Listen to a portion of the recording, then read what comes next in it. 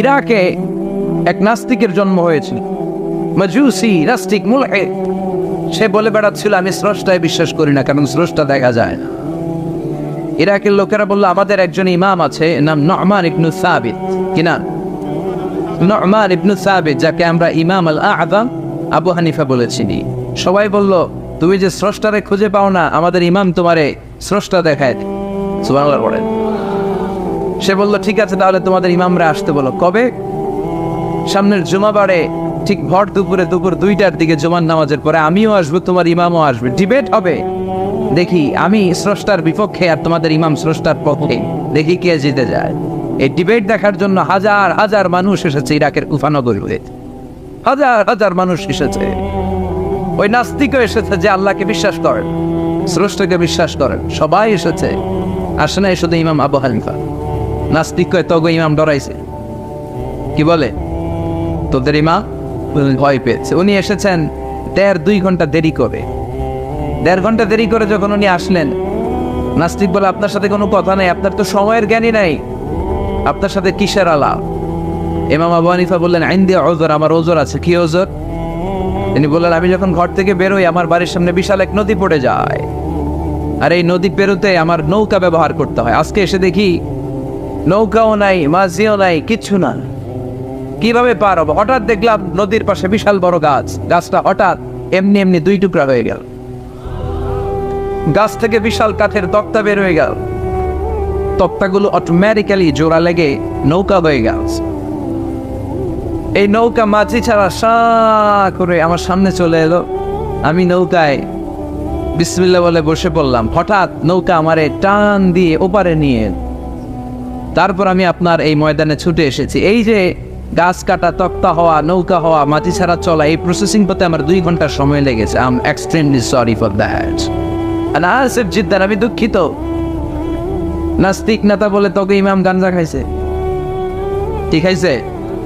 তোদের ইমাম মজনুন, জুন্না আলাই, মাথার তার সিরা নিয়ে যা। ইমাম আবু হানিফা বললেন ময়দানে আমারে গালি দিলেন কেন? পাগল বললেন কেন? তার সিরা বলে ডাকলেন কেন? মজনুন শব্দ ব্যবহার করলেন কেন? মার্জিত ভাষা ব্যবহার করতে শিখেন। নাস্তিক বলে কেমন কথা আপনি বলেন? শিক্ষিত মানুষ, দার্শনিক মানুষ, জ্ঞানী মানুষ, ইমাম মানুষ, কোন মানুষ ছাড়া, করাত ছাড়া বিশাল বড় বড় গাছ কাটা যায় নাকি? মিস্ত্রি ছাড়া তক্তা বানানো যায় নাকি? মিস্ত্রি ছাড়া তক্তা জোড়া লাগিয়ে এমনি এমনি নৌকা হয় নাকি? মাছি ছাড়া পানিতে নৌকা চলে নাকি?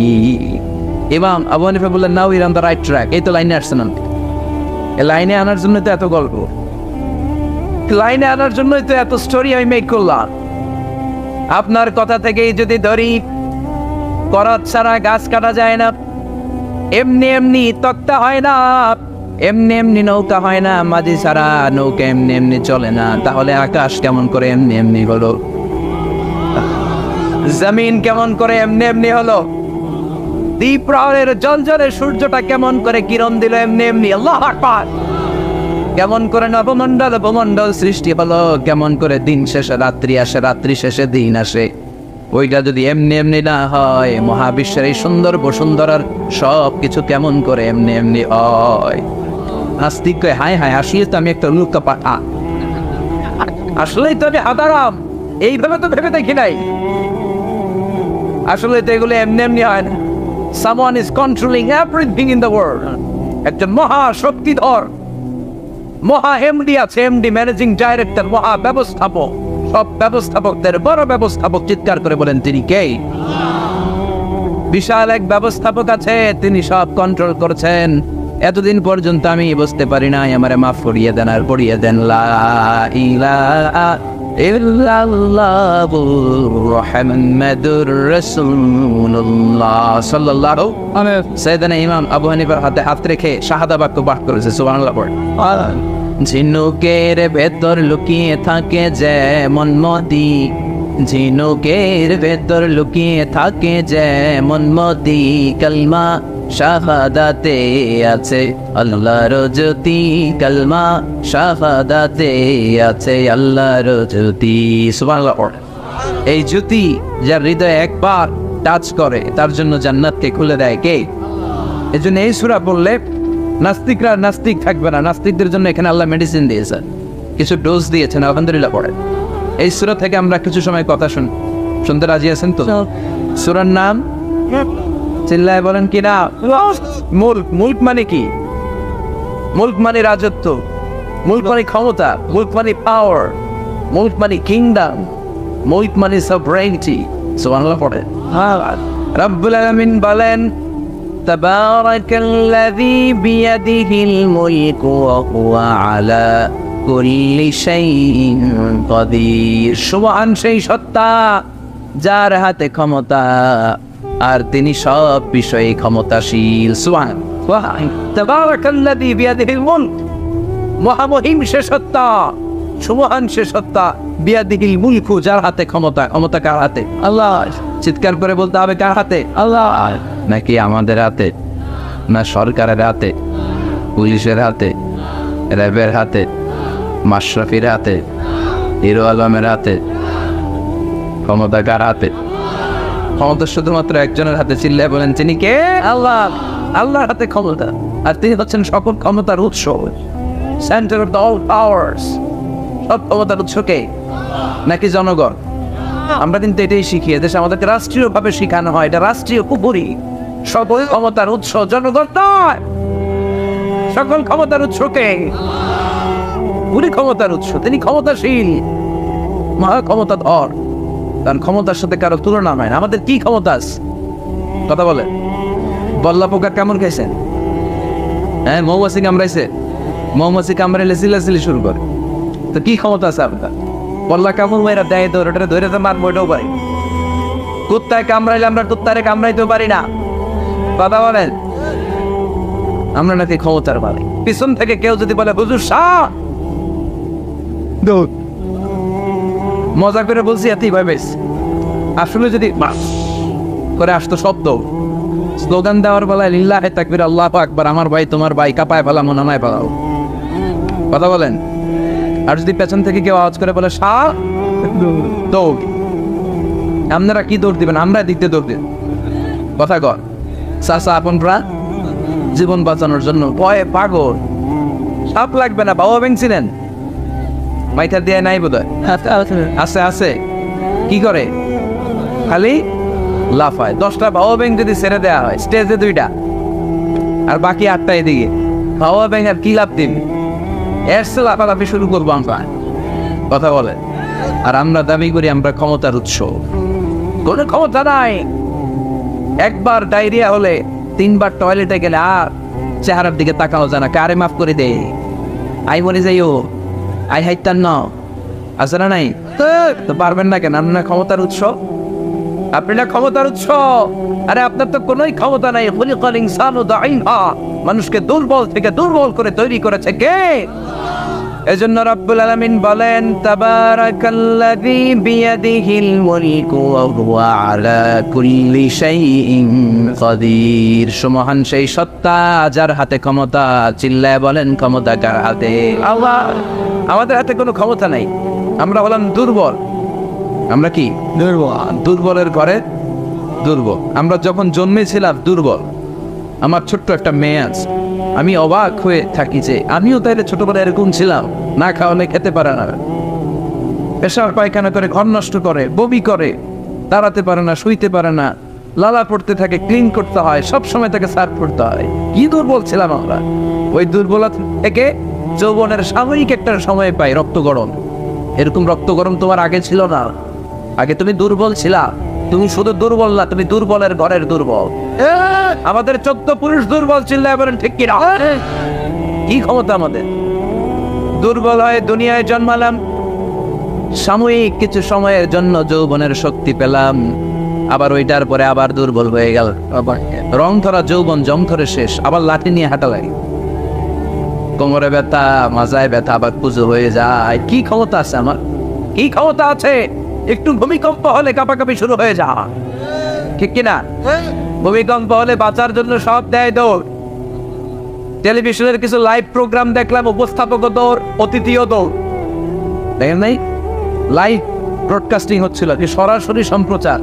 যখন দেখা যাচ্ছে চেয়ার কাঁপতেছে, উপস্থাপক দৌড়, আর মেহমানরা বসে আছে মাইক নিয়ে, কিছুক্ষণ পরে আরো কাঁপাকাঁপি বেড়ে গেল, মেহমানও দৌড়। কথা কর,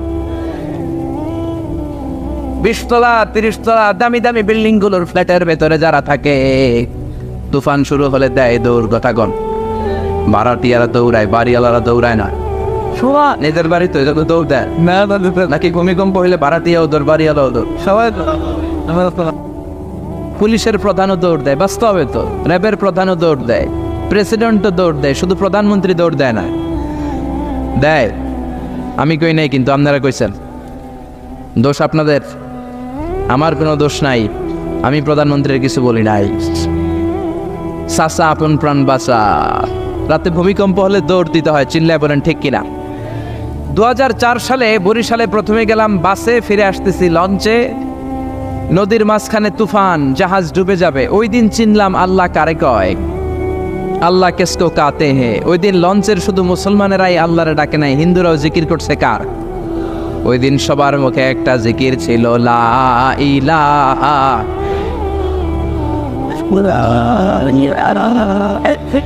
লা ইলাহা ইল্লাল্লাহু মুহাম্মাদুর রাসূলুল্লাহ। লঞ্চের সবাই সেদিন চিৎকার দিয়ে বলছে বাঁচাও। আমি বললাম কে বাঁচাবে? কই হুজুর আপনি বাঁচাবেন।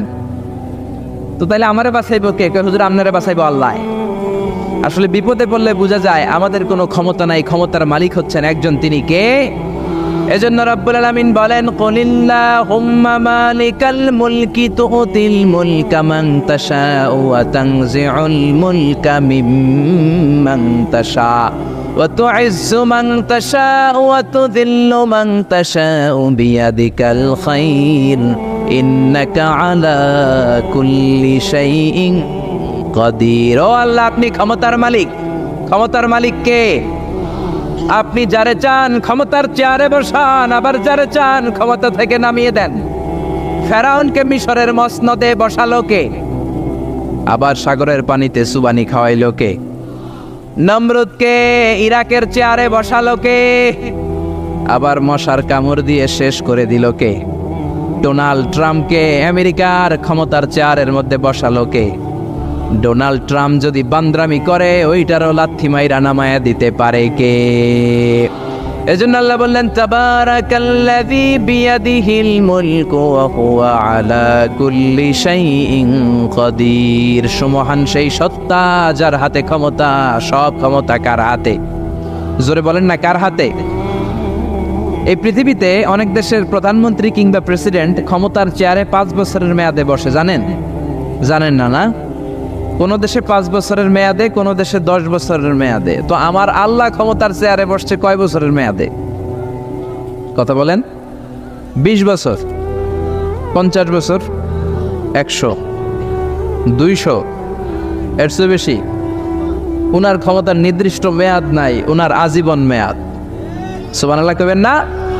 ওয়াল আউয়াল ওয়াল আখির ওয়াল যাহির ওয়াল বাতিন ওয়া হুয়া বিকুল্লি শাইইন আলিম।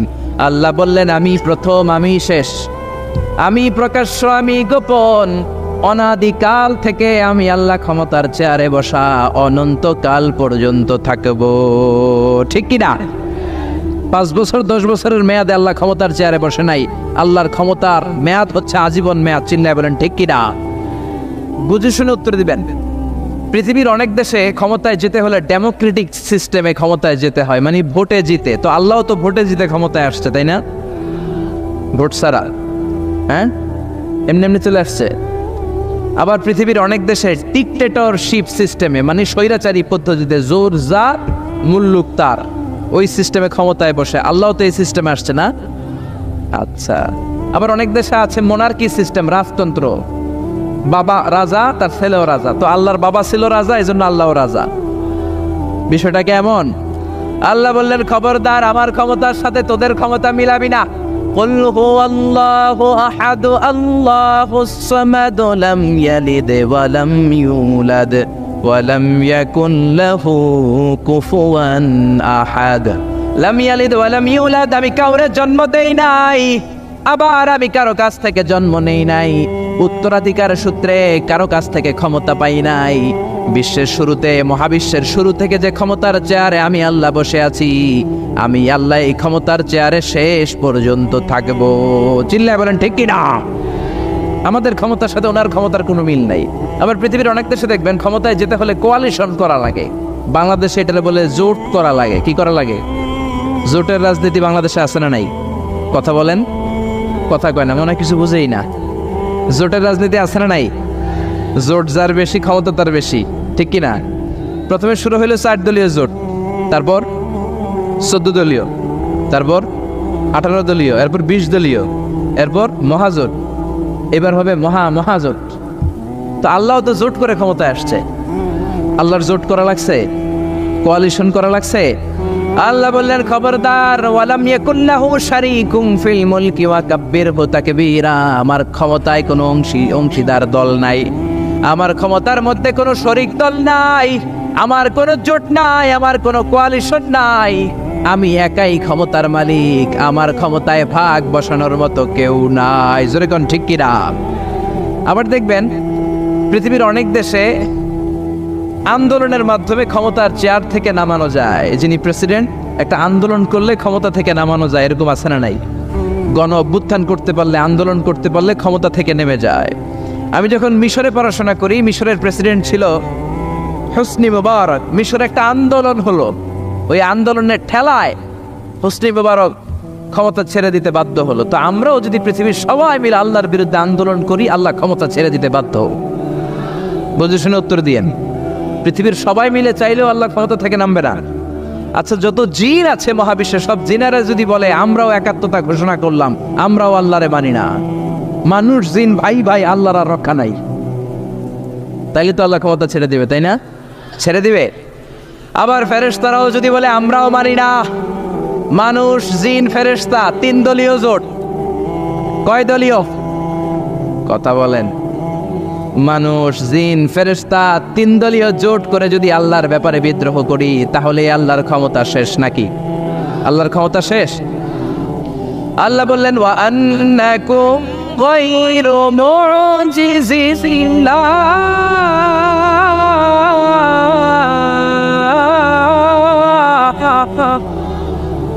খবরদার, গোটা বিশ্বের সবাই মিলে যদি আমি আল্লাহরে পরাস্ত করতে চাও, গোটা বিশ্বের সবাই মিলে যদি আমি আল্লাহর ব্যাপারে বিদ্রোহ করো, আমি আল্লাহর বিরুদ্ধে যদি আন্দোলন সবাই মিলে তোমরা করো, আমার ক্ষমতার 1 আনাও তোরা কমাতে পারবি না। সুবহানাল্লাহ। তার মানে আমাদের ক্ষমতার সাথে আল্লাহর ক্ষমতার কোনো মিল নাই। চিল্লায় বলেন ঠিক কিনা? আবার বুঝে শুনে উত্তর দেন। অনেক দেশে দেখবেন রাজার বয়স এত হয়েছে, বয়সের ভারে নুজ্জ হয়ে 70-80-তে পৌঁছে গেছে, কয় আই আর হাইতান্ন, আমি অবসরে যাব, সেলফ রিটায়ারমেন্ট, স্বেচ্ছায় অবসরে যাব। এরকম হয় না? অনেক রাজা, সুলতান, প্রেসিডেন্ট স্বেচ্ছায় অবসরে চলে যায়। তো আল্লাহরও তো অনেক বয়স হয়েছে, এখন আল্লাহর অবসরে যাওয়ার সময় এসেছে। বয়স হয় নাই, এত বছর উনি ক্ষমতা চালায়, এখনো বয়স হয় নাই। উনি ক্লান্ত হয় না? উনার ঘুমে ধরে না? আল্লাহ বললেন খবরদার, লা তাখুযুহু সিনাতু ওয়ালা নাওম। আমার ঘুম নাই, আমার কোনো নিদ্রা নাই, আমার কোনো তন্দ্রা নাই, আমার কোনো ঝিমুনি নাই।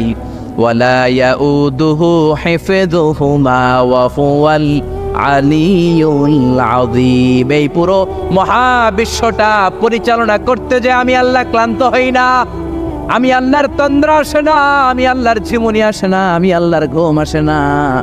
আমি আল্লাহ একাই মহাবিশ্বের সব ক্ষমতার মালিক, ঠিক কি না? এজন্য আল্লাহ বললেন তাবারাকাল্লাযী বিয়াদিহিল মুলকু ওয়া হুয়া আলা কুল্লি শাইইন কাদির। সুমহান সেই সত্তা যার হাতে ক্ষমতা। ক্ষমতা কার হাতে? সবাই বলেন না, ক্ষমতা কার হাতে? নাকি আপনাদের হাতে? আর কোনোদিন বলবেন জনগণ সকল ক্ষমতার উৎস? আর কোনোদিন বলবেন সকল ক্ষমতার উৎস হচ্ছে একজন, তিনি কে? আওয়াজ করে বলতে হবে, তিনি কে? আমরা বললাম আল্লাহ, বুঝলাম আপনি ক্ষমতার মালিক, আর কিসের মালিক বলেন?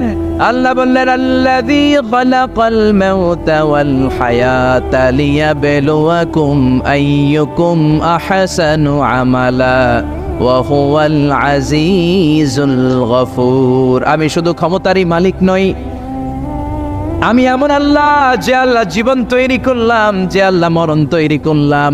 আমি জীবনেরও মালিক, মরণেরও মালিক। আমাদেরকে জীবন দিয়েছে কে? মরণ দিয়েছে কে? আমাদের প্রাণ ভিক্ষা দিতে পারে কে? নাকি আপনাদের রাষ্ট্রপতি? আপনাকে রাষ্ট্রপতি তো নাকি প্রাণ ভিক্ষা দেয়, দেয় না? আরে রাষ্ট্রপতিরও তো প্রাণ ভিক্ষা দিবে আল্লাহ। চিল্লায় বলেন ঠিক কিনা? আল্লাহ বললেন, আমি এমন আল্লাহ, আল্লাযী খালাকাল মাউতা ওয়াল হায়াতা লিয়াবলুয়াকুম আইয়ুকুম আহসানু আমালা। তোমরা কে কেমন আমল করো এটা দেখার জন্য আমি জীবন বানালাম, মরণ বানালাম, আর জীবন মরণের মাঝখানে তৈরি করলাম রূহ। রূহ তৈরি করলাম। কি তৈরি করলাম? রূহ মানুষ তৈরি করতে পারে না, রূহ তৈরি করতে পারে একজন। তিনি কে? মানুষ কম্পিউটার তৈরি করতে পারে, প্লেন বানাতে পারে, রকেট বানাতে পারে, রোবট বানাতে পারে, সুফিয়া খালারে বানাতে পারে, কিন্তু রুহু বানাতে পারে না। সুফিয়া খালারে চিনেন? আপনারাও চিনেন? আচ্ছা, মেয়েদের মতো লিপস্টিক দেয়া হয়েছে ওর ঠোঁটে, মেয়ের আকৃতি দেয়া হয়েছে, অবয়ব দেয়া হয়েছে। সুফিয়া রোবটটাকে দেখে আমার প্রতিবন্ধী মনে হলো। এমনে তাকায়, এমনে করে, এমনে করে, এমনে করে, আর ভেতরে সফটওয়্যারে সব সেট করে দেয়া, যেটা রিমোট কন্ট্রোলে চাপে ওই অনুযায়ী বলে। চিল্লায় বলেন ঠিক কিনা? যারা এই সুফিয়াকে বানিয়েছে, কিয়ামতের দিন আল্লাহ বলবে, এই সুফিয়ার ভেতরে রুহু দে, এই সুফিয়ার ভেতরে রুহু দে। যারা এই সুফিয়া নিয়ে পৃষ্ঠপোষকতা করেছে, বিদেশ থেকে দেশে এনেছে, সবাইকেই আল্লাহর সেদিন বিচারের ট্রাইব্যুনালের, সুপ্রিম কোর্টের কারাগারে কাঠগড়ায় আসামি হয়ে দাঁড়াতে হবে। চিল্লায় বলেন ঠিক কিনা? এজন্য আল্লাহ ডেকে বললেন, গোলাম, আমি জীবন বানালাম, মরণ বানালাম, জীবন মরণের মাঝখানে বানালাম রুহু। এই রুহু থাকলে তুমি জিন্দা, রুহুটা না থাকলে তুমি হয়ে যাও মুর্দা। এই যে মিজানুর রহমান আজারি কথা বলতেছে, হাসে, হাত নাড়ে, কথা বলে, কারণ রুহু আছে। এই রুহুটা বের হয়ে গেলে লাশ হয়ে পড়ে যেতে হবে। চিল্লায় বলেন ঠিক কিনা? মক্কার কাফিরেরা বলল, আব্দুল্লাহর বেটা মুহাম্মদ, রুহু কাকে বলে আমাদের বলো। রুহু দেখতে কেমন? কেমন করে দেহের মধ্যে রুহু ঢুকে, কেমন করে রুহুটা দেহ থেকে উড়াল দেয়। এই রুহুর ব্যাপারে তথ্য দিতে পারলে কালিমা পড়ে সবাই মুসলমান হয়ে যাব। আপনারা রুহু দেখছেন কেউ? আপনার দাদা যে মারা গেল, বাবা যে মারা গেল, রুহুটা যে উড়াল দিল, দেখছেন? কালার কেমন? সাইজ কতটুকু? ওজন কতটুকু? দেখতে কেমন? আমরা কেউ রুহু দেখেছি? চিল্লায় বলেন দেখেছি? বিশ্বনবীরে বলা হলো, আব্দুল্লাহর বেটা মুহাম্মদ, রুহু কারে বলে? যদি বলতে পারো কালিমা পড়বো। বিশ্বনবী বলতে পারে না, কারণ বিশ্বনবী মন গড়া কোনো কথা বলেন না। আকাশ থেকে গ্রিন সিগন্যাল আসলে তবেই বলেন, ঠিক কিনা?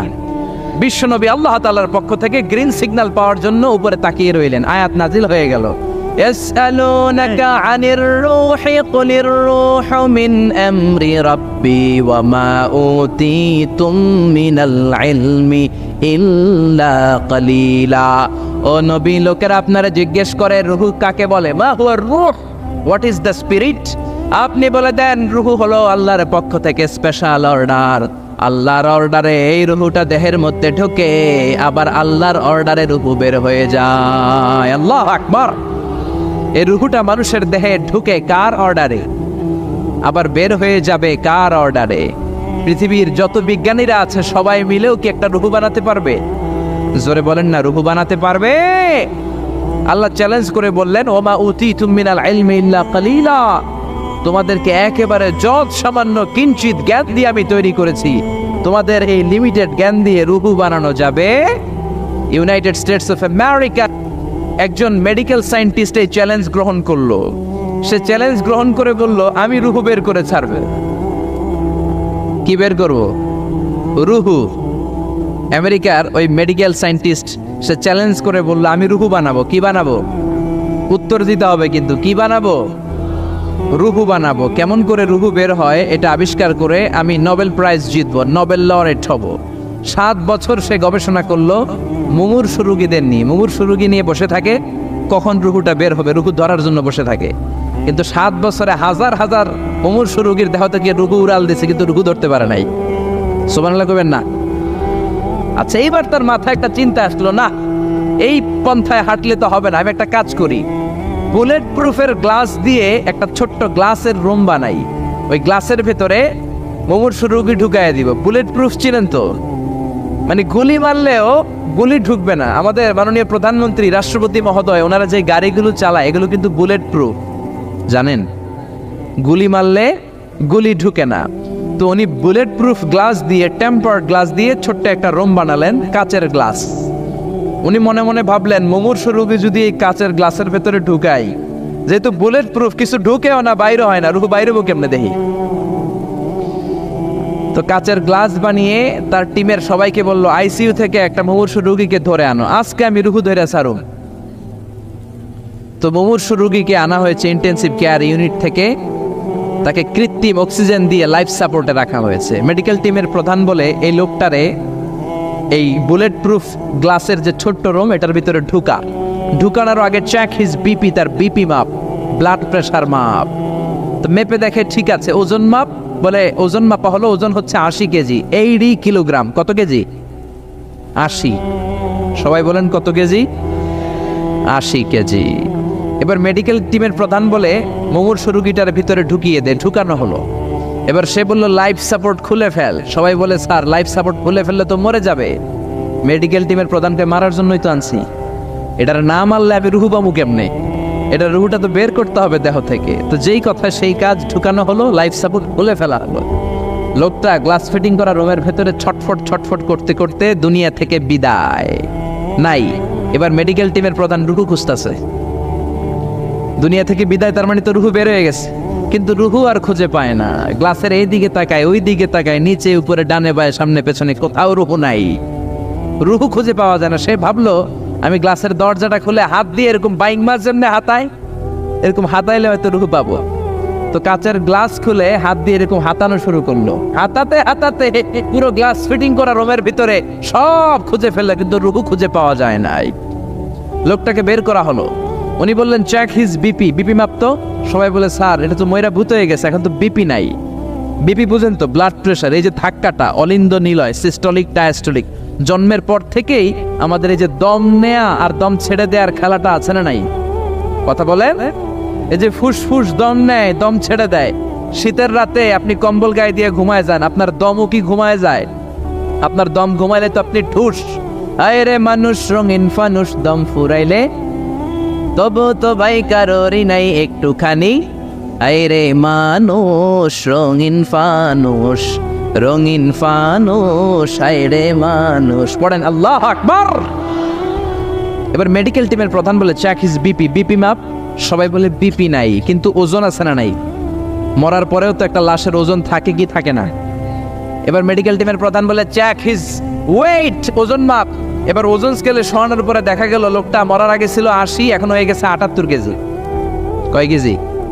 মরার আগে লোকটা ছিল কয় কেজি? মরার পরে ওজন দেওয়ার পরে ওজন হয়ে গেছে কয় কেজি?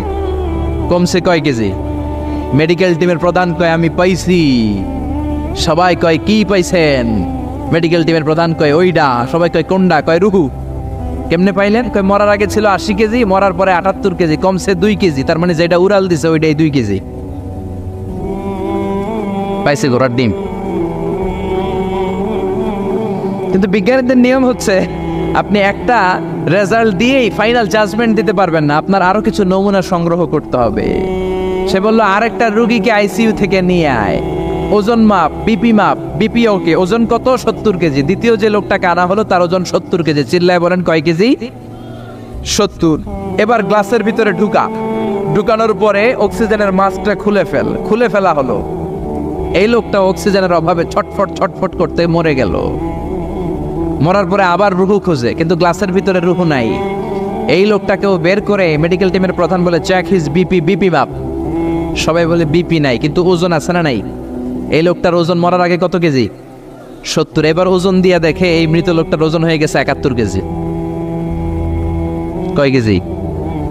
আগেরটা তো কম ছিল, মিলানো গেছে। এবার যাবি কই? হ্যাঁ, আগেরটা 2 কেজি কমেছে। মনে মনে চিন্তা ছিল, রুহু যেটা ছিল উড়াল দিয়েছে, রুহু নাই, 2 কেজি কমেছে। এবার ছিল 70 কেজি, মরার পরে আরো বেড়ে গেছে 1 কেজি। এবার যাবে কই? আল্লাহ বলে, কিয়ামত পর্যন্ত বিপি মাপতে পারবা, কিয়ামত পর্যন্ত বুলেট প্রুফের গ্লাসের ভিতরে লাশ ঢুকাতে পারবা, বের করতে পারবা, কিন্তু রুহু খুঁজে বের করতে পারবা না। ঠিক কি না?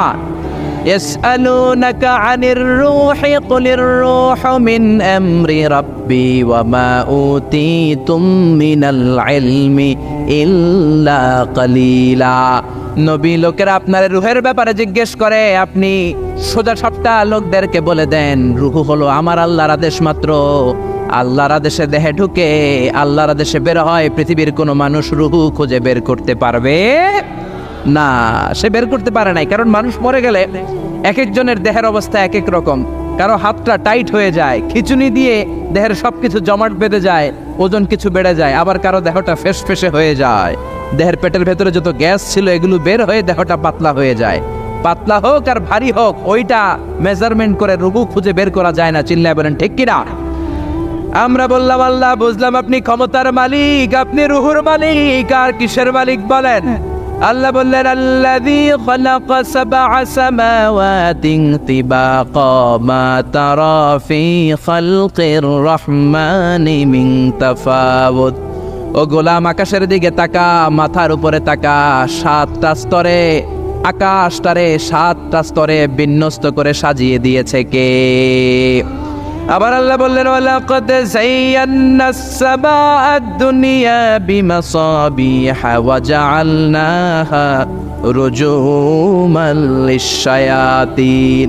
আমি এই পৃথিবীর কাছের আকাশটাকে, প্রথম আকাশটাকে চমৎকার চমৎকার তারা দিয়ে সুশোভিত করে দিয়েছি। সুবহানাল্লাহ। এই যে খালি চোখে উপরের দিকে যে আপনারা তাকান, তাকালে যেটা দেখা যায় এটা কি আকাশ? কথা বলেন না, এটা আকাশ না, এটা মহাশূন্য। এটা কি? জোরে বলেন, এটা কি? স্পেস, ফাদা। এটা মহাশূন্য। আপনি উপরের দিকে তাকালে যেটা দেখেন এটা প্রথম আকাশের মহাশূন্য। কথা খেয়াল করে বুঝতে হবে।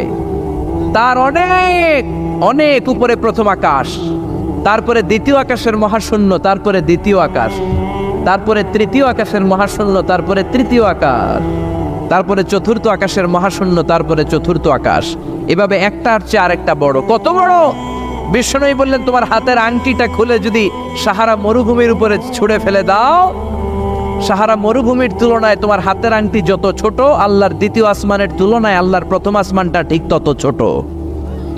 সুবহানাল্লাহ। বাড়িতে যে বললেন, একটার চেয়ে আরেকটা বড়। প্রথম আসমানের চেয়ে দ্বিতীয় আসমান বড়, দ্বিতীয় আসমানের চেয়ে তৃতীয় আসমান বড়, ওইটার চেয়ে চতুর্থ, পঞ্চম, ষষ্ঠ, সপ্তম ওইটা বড়। তার উপরে বর্ডার এলাকা সিদরাতুল মুনতাহা বড়, তার চেয়ে বড় হচ্ছে লৌহে মাহফুজ, তার চেয়ে বড় আল্লাহর আরশ, তার চেয়ে বড় আল্লাহর কুরসি, তার উপরে আল্লাহর 70,000 নূরের পর্দার প্রথম পর্দাটা মহাবিশ্বের সবকিছুর চাইতে বড়। আল্লাহর এই সৃষ্টির তুলনায় কত ক্ষুদ্র আমি, কত তুচ্ছ আমি, কত নগণ্য আমি। এই যে আড়াইবাড়ি দরবার, এটার কোন থানায় পড়েছে? কসবা। কসবা হচ্ছে ব্রাহ্মণবাড়িয়ার একটা থানা, তাই না? ব্রাহ্মণবাড়িয়া হচ্ছে বাংলাদেশের 64টা জেলার একটা জেলা। এরকম 64টা জেলা মিলে সুজলা সুফলা শস্য শ্যামলা ডিজিটাল বাংলাদেশ, ঠিক কিনা? আর এই ডিজিটাল বাংলাদেশ এই পৃথিবীর সবচেয়ে বড় দেশ নাকি? হ্যাঁ, তাহলে ছোট্ট সাইজের একটা দেশ। এই যে পাশের ভারত, এই ভারতও বাংলাদেশের চেয়ে 20-25 গুণ বড়। কানাডা প্রায় 100 গুণ বড়, রাশিয়া প্রায় 150 গুণ বড়। এরকম 200টা দেশ নিয়ে পৃথিবীর 30 ভাগ স্থল, বাকি 70 ভাগ শুধু হানি আর হানি। বুঝতে পারছেন? 30 ভাগ হচ্ছে স্থল, বাকি 70 ভাগ জল। এই পুরোটা মিলে আমাদের পৃথিবী। এই পৃথিবী হচ্ছে সৌরজগতের খুব ছোট্ট সাইজের একটা গ্রহ। সৌরজগৎ নিয়ে যাদের কিছু পড়াশোনা আছে তারা জানবেন, এই সৌরজগতের একটা ছোট্ট বালিকণার চেয়েও ছোট সাইজের একটা গ্রহ হচ্ছে পৃথিবী। এই সৌরজগতের যে গ্রহগুলো আছে, এমনও গ্রহ আছে যেগুলো পৃথিবীর চাইতে সাইজে অনেক বড়। বৃহস্পতি নামে একটা গ্রহ আছে, বিশাল বড় সাইজের গ্রহ। যেই সূর্যের আলো পেয়ে আমরা বেঁচে আছি, এই সূর্যটা পৃথিবী থেকে 13 লক্ষ গুণ বড়। সুবহানাল্লাহ। বাড়িতে যে দেখছেন, বাড়িতে যে বলতে বললে এদিকে বলে ফেলায়, আসতে বলতে বললে চিল্লায় বলে। ডিজিটাল সিস্টেম, সরকার ডিজিটাল, দেশ ডিজিটাল, বক্তা ডিজিটাল, শ্রোতাও ডিজিটাল। আশা করি মাইকটাও ডিজিটাল না? আলহামদুলিল্লাহ, ডিজিটাল হতে হবে। তো এই সূর্যটা পৃথিবী থেকে 13 লক্ষ গুণ বড়। কত লক্ষ? Can you imagine, can you guess? এটা কি আপনি কল্পনা করতে পারেন? 13 লক্ষ পৃথিবী সূর্যের মধ্যে রাখার জায়গা করে দিয়েছে কে? সূর্য কি পৃথিবী থেকে মাত্র 13 গুণ বড়? 1300 গুণ, 13,000 গুণ, 13 লক্ষ গুণ। তার মানে কি সূর্যই মহাবিশ্বের সবচেয়ে বড় গ্রহ, বড় তারা? না, ব্যাটেলজিউস নামে একটা তারা আছে যে সূর্য পৃথিবী থেকে 13 লক্ষ গুণ বড়। ওই ব্যাটেলজিউস তারা আবার ওই সূর্যের চেয়ে 33 কোটি গুণ বড়। তার মানে ব্যাটেলজিউস তারাই মহাবিশ্বের সবচেয়ে বড় তারা? না, ব্যাটেলজিউসের চেয়েও যে কত বড় তারা আছে তার কোনো ইয়ত্তা নাই। এরকম lakh lakh, million, billion, trillion, zillion, fillion, octillion, কত অক্ট্রিলিয়ন তারা যে আমাদের গ্যালাক্সি মিল্কি ওয়েতে আছে, ইউনাইটেড স্টেটস অফ আমেরিকার নাসার বিজ্ঞানীরা আজও হদিস করতে পারে নাই। চিল্লায় কোন আল্লাহু আকবার। সূর্যের পরে পৃথিবীর সবচেয়ে কাছের তারার নাম হচ্ছে প্রক্সিমা সেন্ট্রাই, তারপরে আলফা সেন্ট্রাই এ, আলফা সেন্ট্রাই বি, এটা ক্যারিনা, ব্যাটেলজিউস একটার চেয়ে আরেকটা বড়। আসেন এই শীতের রাতে আমরা সূর্যের পরে পৃথিবীর সবচেয়ে কাছের যেই তারা প্রক্সিমা সেন্ট্রাই, এই শীতকালের একটা পিকনিক করে আসি ওখান থেকে। প্রক্সিমা সেন্ট্রাইতে আমরা পিকনিক করতে যাবেন? ওখানে যদি আমরা শীতকালীন পিকনিক করতে যাই তাহলে আমাদের কত সময় লাগবে? ছোট্ট একটা আইডিয়া দেই তো। আমরা যে পিকনিকে যাব, যারা যারা হাত তোলেন, কিভাবে যাইবেন? গাড়িতে? কেন? প্লেনে? রকেটে? হ্যাঁ, রকেটে যাইতে হবে, প্লেনে যাওয়া যাবে না। কারণ বর্তমান বিশ্বের সবচেয়ে দ্রুতগামী যে প্যাসেঞ্জার প্লেন আবিষ্কার হয়েছে এটার নাম হচ্ছে বোম সুপারসনিক। কি নাম? Bomb supersonic. Bomb bomb Afridi না, আবার বোম সুপারসনিক। এটা ঘন্টায় চলে 1300 কিলোমিটার বেগে। এটা দিয়েও যাওয়া যাবে না, কারণ কোনো প্যাসেঞ্জার বিমান দিয়ে এই যে মাধ্যাকর্ষণ শক্তি এটাকে ডিঙানো যায় না। আমাদেরকে যেতে হবে রকেট দিয়ে। কোন রকেট দিয়ে যাব? যে রকেট দিয়ে নীল আর্মস্ট্রং, এডউইন অলড্রিন আর মাইকেল কলিন্স 1969-এ চাঁদে নেমেছিল। ওই রকেটটার নাম হচ্ছে অ্যাপোলো 11।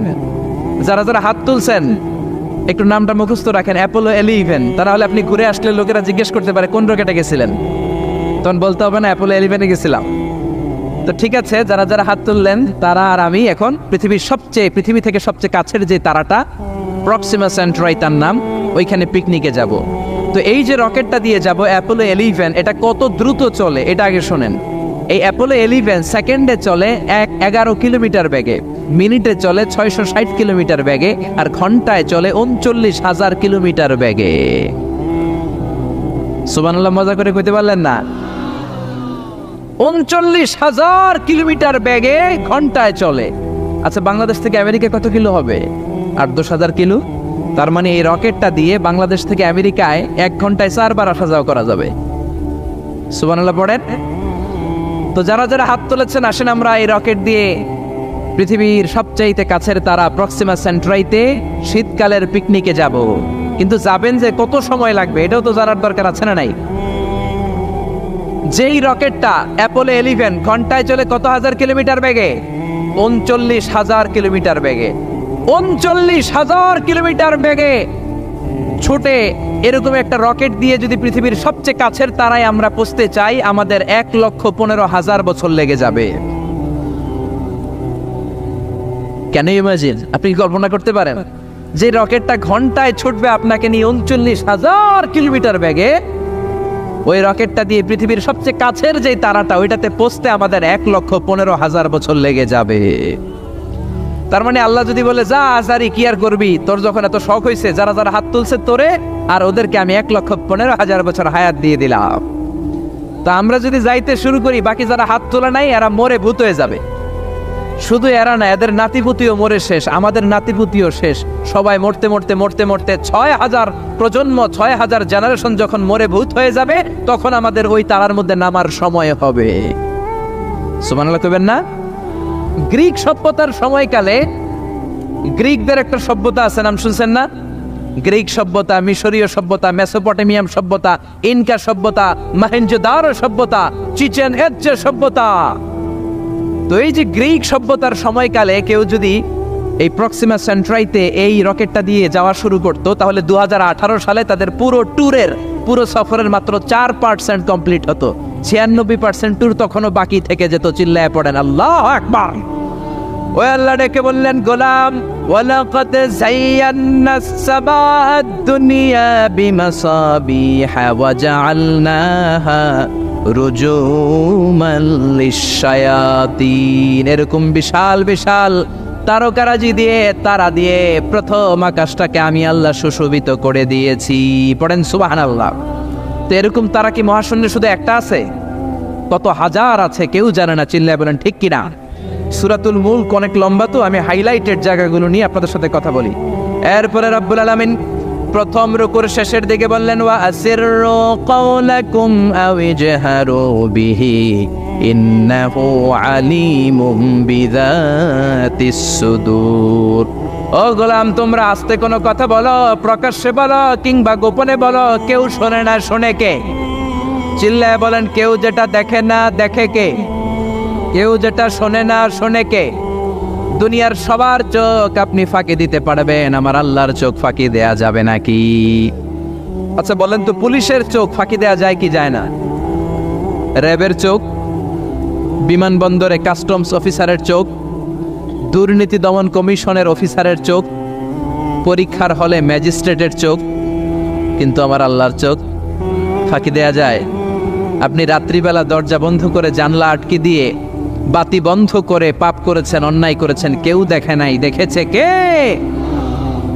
এরপরে আল্লাহ বললেন, আওয়ালাম ইয়ারাউ ইলাত তায়রি ফাওকাহুম সাফাতিন ওয়া ইয়াকবিদনা মা ইউমসিকুহুন্না ইল্লার রাহমান ইন্নাহু বিকুল্লি শাইইন বাসীর। আল্লাহ ডেকে বললেন, গোলাম ওরা কি পাখির দিকে তাকায় না? আওয়ালাম ইয়ারাউ ইলাত তায়র, ওরা কি পাখির দিকে নজর করে না? ফাওকাহুম সাফাতিন ওয়া ইয়াকবিদ, যেই পাখিগুলো ওদের মাথার উপর দিয়ে উড়ে বেড়ায়, যেই পাখিগুলো ওদের মাথার উপরে ডানাগুলো মেলে দেয়, আবার ডানাগুলো ছাপটে জমিনের মধ্যে নেমে আসে, ওরা কি পাখির দিকে তাকায় না? কেউ যদি পাখি নিয়ে গবেষণা করে সে নাস্তিক হতে পারে। আপনি যদি পাখি নিয়ে রিসার্চ করেন আপনি নাস্তিক হতে পারবেন না। এজন্য আল্লাহ তাআলা পবিত্র আল কোরআন আল কারীমের অনেক জায়গায় পাখির কথা বললেন, পাখি দিয়ে আল্লাহ দৃষ্টান্ত দিলেন। সুলাইমান আলাইহিস সালামকে আল্লাহ তাআলা একটা স্পেশাল পাখি দিলেন, ওটার নাম হচ্ছে হুদহুদ। 1000 মিটার উপর থেকেও তার এই পাখির চোখে মেগাপিক্সেল এত বেশি ছিল, জমিনের দিকে নজর করেই জমিনের কত ফুট নিচে মিষ্টি পানি আছে এই পানির সন্ধান সে সুলাইমান নবীকে দিয়ে দিত। সুবহানাল্লাহ পড়েন। কত কিসিমের, কত ধরনের, কত রং বেরঙের পাখি যে আল্লাহ পৃথিবীতে বানিয়েছেন তার কোনো ইয়ত্তা নেই। হামিং বার্ড নামে একটা পাখি আছে, নর্থ আমেরিকাতে পাওয়া যায়, পৃথিবীর সবচেয়ে ছোট্ট সাইজের পাখি। এটা যখন প্রাপ্ত বয়সে পৌঁছে এই পাখিটার সাইজ হয় মাত্র 3 ইঞ্চি। কয় ইঞ্চি? পৃথিবীর সব পাখি সামনের দিকে উড়ে, আর এই হামিং বার্ড সামনেও যেমনি উড়ে পিছনের দিকে উঠতে পারে। সুবহানাল্লাহ কইলেন না? এই পাখিটা প্রতি সেকেন্ডে তার পাখা ঝাপটায় 80 বার। কয়বার? আমি আপনি আমাদের হাতগুলো 1 সেকেন্ডে ঝাপটাতে পারবো কয়বার? 4 বার, সবচেয়ে বেশি হলে 5 বার। আর এই পাখিটা প্রতি সেকেন্ডে তার ডানা ঝাপটায় 80 বার। চিল্লায় এখন সুবহানাল্লাহ। আলপিন সুইফট নামে একটা পাখি আছে, সাউথ ইউরোপের আল্পস পর্বতমালার পাশে এই পাখিগুলো পাওয়া যায়। গোটা বিশ্বে এটাকে সুইফট বার্ড বলে, সুইফট বার্ড। এই সুইফট বার্ড একবার শূন্যে উড়াল দেওয়া শুরু করলে 8 মাস উড়ন্ত অবস্থায় থাকতে পারে। আবার কোনো প্রয়োজনে পৃথিবীতে নেমে আসে, আবার উড়াল দিলে আবার 8 মাস, আবার নেমে আসে, আবার উড়াল দিলে আবার 8 মাস। সুবহানাল্লাহ পড়েন। হোমা বার্ড নামে একটা পাখি আছে, যে পাখিটা উড়ন্ত অবস্থায় ডিম পেড়ে দেয়, আর ওই ডিম জমিনে পড়ার আগেই উড়ন্ত অবস্থায় শূন্যে থাকতে ওই ডিম ফুটে বাচ্চা বেরোয়, ওই বাচ্চাও আবার শূন্যে উঠতে শুরু করে দেয়। এজন্য রব্বুল আলামিন বলেন, আওয়ালাম ইয়ারাউ ইলাত তায়রি ফাওকাহুম সাফাতিন ওয়া ইয়াকবিদ মা ইউমসিকুহুন্না ইল্লার রাহমান ইন্নাহু বিকুল্লি শাইইন বাসীর। নাস্তিকগুলো কি পাখির দিকে নজর করে তাকায় না? কেমন করে তাদের উপর দিয়ে পাখাগুলো মেলে দিয়ে তারা উড়ে বেড়ায়। সাফাতিন ওয়া ইয়াকবিদনা, পাখাগুলো ডানাগুলো মেলে দেয়, আবার ডানা ঝাপটায়। এই পাখিগুলোকে শূন্যে কেউ ধরে রাখে নাই, ধরে রেখেছে একজন, তিনি হলেন আমার আল্লাহ। তিনি কে? এই যে পাখিগুলো শূন্যে উড়ন্ত অবস্থায় থাকতে পারে, ওদেরকে শূন্যে উড়ন্ত অবস্থায় রাখলো কে? জোরে বলেন কে? ছোট্ট হাঁসের বাচ্চা পৃথিবীতে আসার সাথে সাথে কেমন করে পানিতে সাঁতার কাটে? কে এই হাঁসের বাচ্চারা শিখালো যে তোর টানা ঝাপটাতে হবে, পা নাড়াতে হবে? শিখালো কে? গাভীর পেট থেকে বাছুর বের হয়েই গাভীর ওলানের মধ্যে ঢু মারে। কে ওরে শিখালো ওই জায়গায় ঢু দে, ওইখানে ঢু মারলেই তোর রিজিক বেরোবে? কে শিখালো? সুবহানাল্লাহ কইতে মন চায় না? এজন্য আল্লাহ বললেন ওরা কি পাখির দিকে তাকায় না? পাখির দিকে তাকালে তো পৃথিবীর কোনো মানুষ নাস্তিক থাকতে পারে না। পাখিকে আরবিতে কি বলে বলেন তো দেখি? হ্যাঁ, কি? তয়ের। হ্যাঁ, তয়ের। আর বিমানকে আরবিতে কি বলে কে জানে? তয়ের, তয়রান, তয়ের একই জিনিস। বিমান আরবিও যা, পাখি আরবিও তা। Birds and aeroplane maintain the same flying mechanism while flying.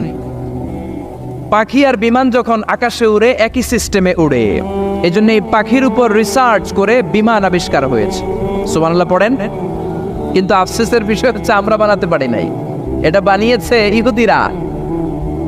উইলভার right or will write দুই ভাই মিলে বিমান বানিয়েছে 1903 সালে। ইউনাইটেড স্টেটস অফ আমেরিকার নাগরিক এই দুই ভাই মিলে তারা বিমান বানিয়ে ফেললো। আমরা বানাতে পারি নাই। আমরা আছি মদ আর নারী নিয়ে, আমরা আছি হিন্দি সিনেমা নিয়ে, আমরা আছি মারামারি নিয়ে, আমরা আছি কাফের ফতুয়া দেয়া নিয়ে, আমরা আছি তর্কাতর্কি নিয়ে, জি বাংলা নিয়ে, স্টার জলসা নিয়ে, কিরণমালা নিয়ে। চিল্লায় বলেন ঠিক কিনা? স্টার জলসা হায়ারে জিহি বাংলা, নষ্ট করলো হয়ে আমার সোনার বাংলা। স্টার জলসা হায়ারে জিহি বাংলা, নষ্ট করলো হয়ে আমার সোনার বাংলা। ঠিক কিনা? কেমন করে পরকিয়া করতে হবে, শাশুড়ি বউয়ের মধ্যে কেমন করে কুটনামি লাগাতে হবে, এগুলো ট্রেনিং জি বাংলা, স্টার জলসা, হিন্দি সিনেমার ভেতরে আছে না নাই? আমরা এগুলো নিয়ে ব্যস্ত, কাফের ফতুয়া দিয়ে নিয়ে ব্যস্ত। কথায় কথায় আমাদের মুখ দিয়ে বেরোয় তুই কাফের, তুই 3 কারণে কাফের, তুই 5 কারণে কাফের, তুই 6 কারণে কাফের। এই কাফের মরলে এই কাফেরকে যেখানে কবর দেয়া হবে ওই কবরের উপর যে ঘাস উঠবে, ওই ঘাস যে গাভী খাবে, ওই গাভীর দুধ যে খাবে ওইটাও কাফের। এরকম ফতোয়া আছে না নাই? তো আমরা এই ফতোয়াবাজি নিয়ে ব্যস্ত। উইলভার রাইট আর অরভিল রাইট কোরআনের এই আয়াতের উপর রিসার্চ করে, গবেষণা করে এরা দুইজন বিমান বানিয়ে ফেললেন। এই দুই ভাই পাহাড়ের মধ্যে শুয়ে কত পাখি যে দেখেছে, কত পাখির ছবি যে এঁকেছে, কত পাখির মোশন অ্যান্ড মুভমেন্ট নিয়ে তারা গবেষণা করেছে। করতে করতে করতে এই দুই ভাই বিমান বানিয়ে ফেলেছে। তবে এখনকার মতো এত উন্নত বিমান নয়, ছোট্টখাট্ট বিমান, একটু উড়ে আবার ধপাস করে জমিনে পড়ে, একটু উড়ে আবার ধপাস করে জমিনে পড়ে। সর্বপ্রথম ফ্রান্সের এক শহর থেকে আরেক শহরে পৃথিবীর প্রথম প্যাসেঞ্জার বিমান এক শহর থেকে আরেক শহরে ল্যান্ড করেছে। এই তো মানুষের স্বপ্ন বাস্তবায়িত হয়ে গিয়েছে। এতদিন মানুষ শুধু দেখতো হায় রে পাখি উড়ে, আমরা উঠতে পারি না। এখন পাখির চেয়েও আরো দ্রুত বেগে আমরা উড়ি। ঠিক কিনা? এই যে আপনারা হজে যান, কিভাবে যান? প্লেনে যান। প্লেনে যান তো বুঝলাম, উড়ে উড়ে যান না? পাখি আর কত দ্রুত উড়ে, পাখির চেয়েও দ্রুত বেগে আমরা উঠতে পারি। চিল্লায় বলেন ঠিক কিনা? এই বিমান আবিষ্কার হওয়ার আগ পর্যন্ত পৃথিবীর সব দেশের ছিল শুধু সেনাবাহিনী আর নৌবাহিনী। বিমান আবিষ্কারের পর শুরু হয়ে গেল বিমান বাহিনী। এখন সব স্বাধীন দেশের বিমান বাহিনী আছে না নাই? Air force, military. এখন মানুষ ড্রোন হামলা করে, মিসাইল হামলা করে, ব্যালিস্টিক ক্ষেপণাস্ত্র দিয়ে হামলা করে। United states of America little boy and fat man নামে দুইটা পারমাণবিক বোমা দিয়ে জাপানের হিরোশিমা নাগাসাকিকে ধ্বংস করে মেসাকার করে দিয়েছে।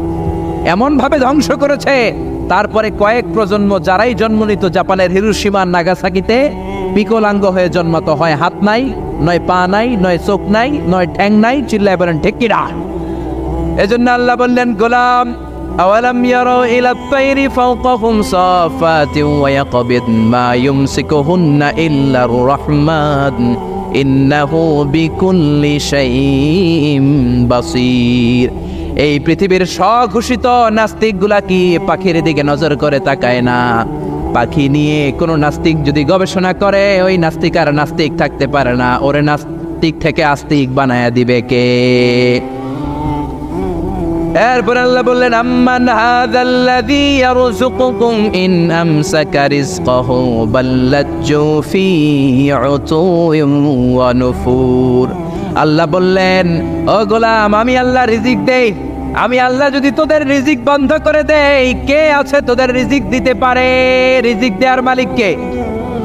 পৃথিবীতে যত খাবার আছে সব খাবারগুলো যদি নষ্ট হয়ে যায়, আমাদেরকে খাবার দিবে কে? ঘুম থেকে উঠে দেখলেন কোথাও কোনো খাবার নাই, বাজারে ফলমূল নাই, বিস্কুট নাই, আলু নাই, সিঙ্গারা নাই, কিচ্ছু নাই, ক্ষেতের মধ্যে কোনো ফসল নাই, গাছের মধ্যে ফুল ফল কিচ্ছু নাই।